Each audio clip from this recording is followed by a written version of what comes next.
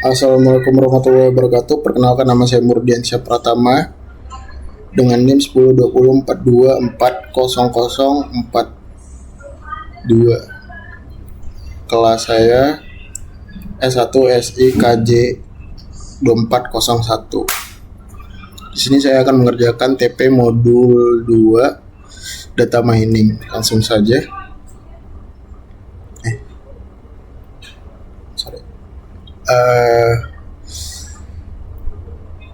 Soal pertama itu gunakan dataset yang telah disediakan.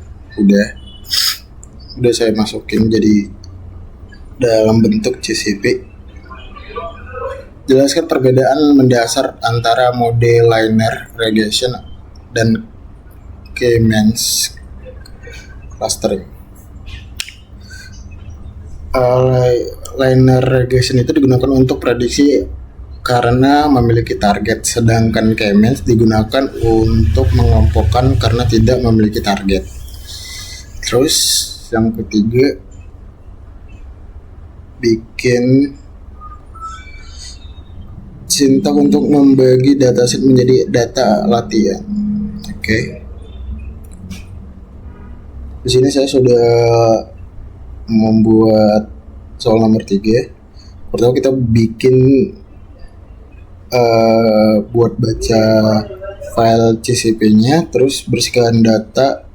Ini kunci buat nggak error ya. Kayak biasa tuh sering error gara-gara data yang kosong, terus ada misalnya kayak datanya tuh berbentuk teks gitu.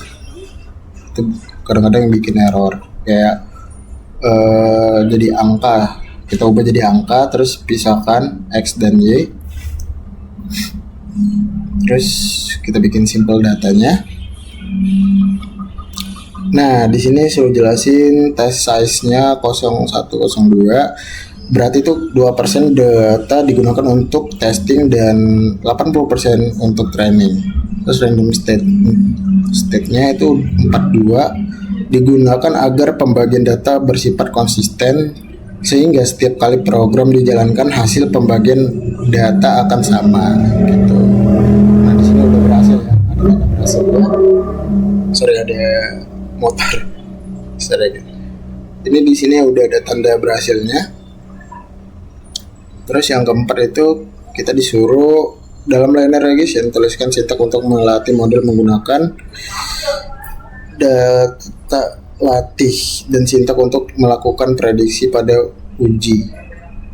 Berarti kita bikin sintak untuk latih dan predik ya. Di sini saya sudah bikin from scalar linear model, import regression, terus kita bikin model regressionnya, terus kita bikin model fit dan pred buat prediknya. Fitnya itu digunakan untuk melatih model menggunakan data training, terus prediknya digunakan untuk menghasilkan prediksi berdasarkan data testingnya. Terus soal kelima, jelaskan apa yang dimaksud dengan data interpretasi dalam model regression dan tuliskan sintak untuk menampilkan kedua nilai tersebut di model latihan. Lalu analisis point.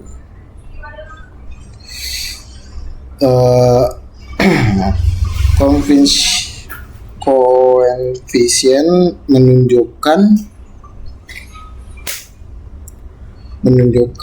seberapa besar pengaruh masing-masing variabel di independen terhadap variabel dependen.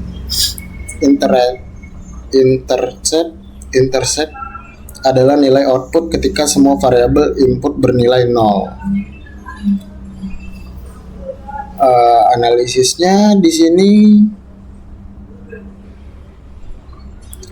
jika konsisten berhasil positif, maka hubungan antara variabel tersebut dengan target adalah searah. Jika bernilai negatif, maka hubungan berlawanan arah. Semakin besar nilai koefisien, semakin besar pengaruh terhadap hasil prediksi. Begitu. Soalnya 0, 0, 0, 0 ini udah mulai searah lah ya gitu.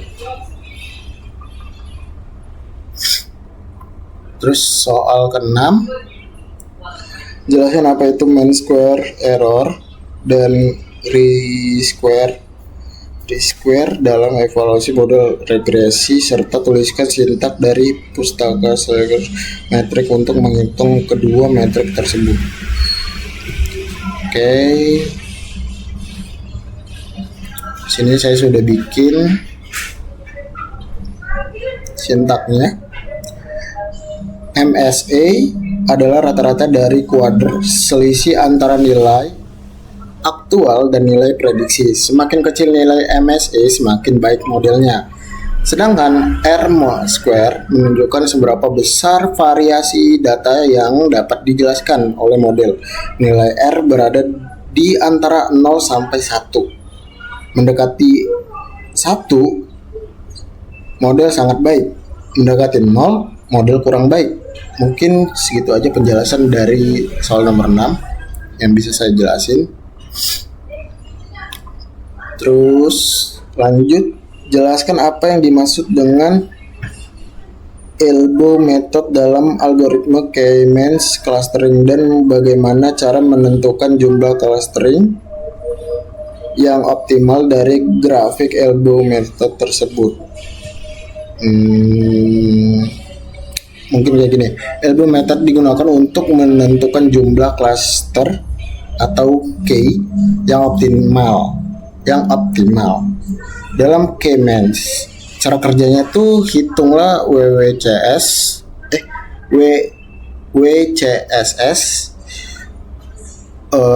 Apa itu WCSS? Itu weight clustering sum of square untuk beberapa nilai K atau nilai K.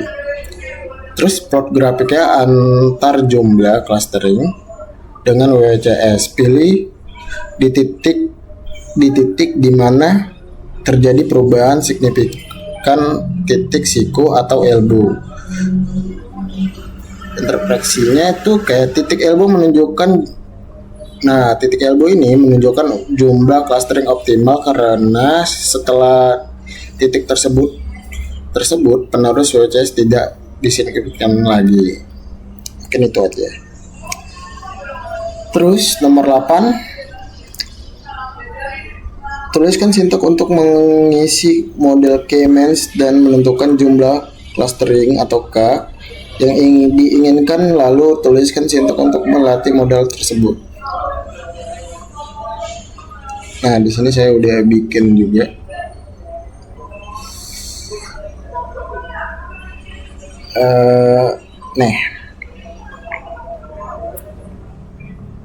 Melatih ya. K-means. Nah, di sini kita langsung saja persingkat waktu ya. Di sini N clustering 3 itu berarti data yang akan dibagi menjadi 3 kelompok. Terus dari random states yaitu 42. Terus kayak K-fit X ini adalah digunakan untuk melakukan proses clustering pada data tersebut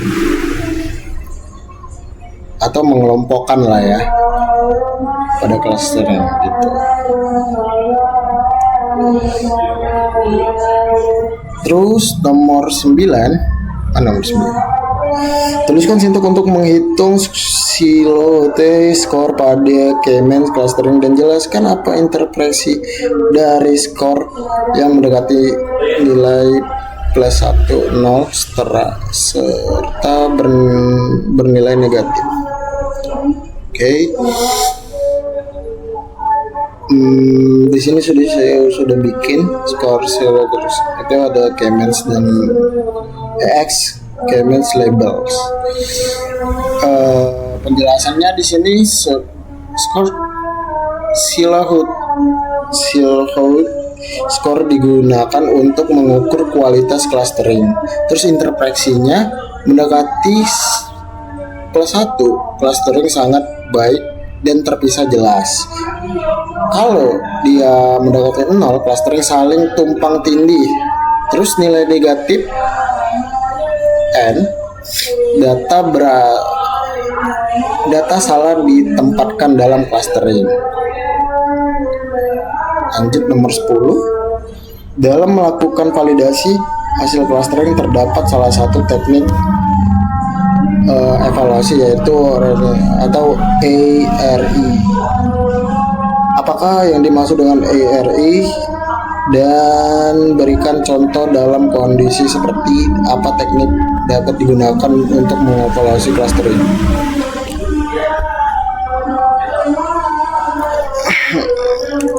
Judge Rank Index adalah matriks yang digunakan untuk mengukur kesamaan antar hasil clustering dengan label sebenarnya atau ground truth.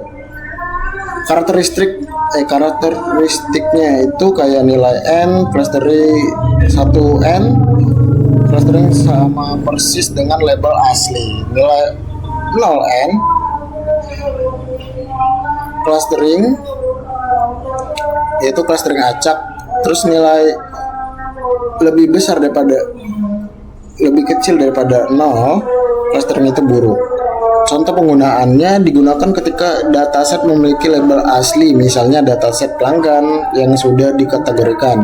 Hasil clustering dari K-means dibandingkan dengan label tersebut untuk mengetahui tingkat kesesuaian.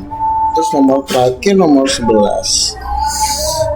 Jika sebuah model machine learning mengalami overfitting dan underfitting, jelaskan apa yang dimaksud dengan kedua kondisi tersebut beserta perbedaan dalam hal performa pada data training.